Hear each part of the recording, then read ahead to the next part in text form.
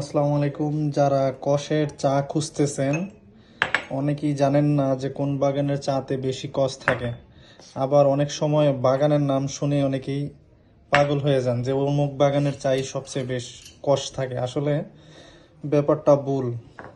এক এক বাগানের এক এক চা এক এক রকম হয়ে থাকে, এক এক সময় সময় ভেদে চা অনেক রকম হয়। তো আজকে যে আমি এখানে টেস্ট করলাম হচ্ছে আমরাইল সিডি, আমার হাতে দেখতে পাচ্ছেন এখানে দুইটা বাগানের চাই আমরাইল।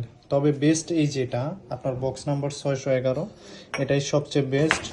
তারপরে এখানে আছে Surma CD, Surma CD, Jerin CD. যে এখানে ইস্পাহানের জেরিন দুইটা বাগানের চায়ের মধ্যে এই চাটা সবচেয়ে বেস্ট।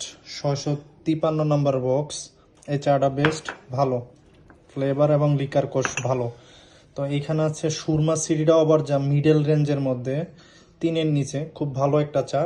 কষ এবং লিকার যে গাঢ়ত্ব অনেক বেস্ট। আবার এই সিজনের শুরুতে কিন্তু সি গোবিন্দপুর সিটি অনেক ভালো প্রাইসে বিক্রি হয়েছে, ভালো দামে বিক্রি হয়েছে। কিন্তু এই মুহূর্তে যে মিডল কম রেঞ্জের মধ্যে অতটা বেস্ট না এই মুহূর্তে, ঠিক আছে। কিন্তু প্রাইসটা কিন্তু অতটা কম না, লিকার অনুযায়ী প্রাইসটা একটু বেশি। তো আসলে এই চা অনেকেই ধরেন নাম শুনে অনেকেই নিতে পারেন, কিন্তু সিজনের শুরুতে ভালো হয়েছে বলে সিজনের শেষে এসে ভালো হবে, ব্যাপারটা এরকম না। তো চা যখন টেস্টিং করবেন তখন অনেক কিছু বুঝতে পারবেন, অনেক কিছু শিখতে পারবেন। আশা করি শর্টকাট একটা ভিডিওর মধ্যে আপনারা অনেক কিছু জানতে পারছেন। তো আমাদের সাথে থাকবেন।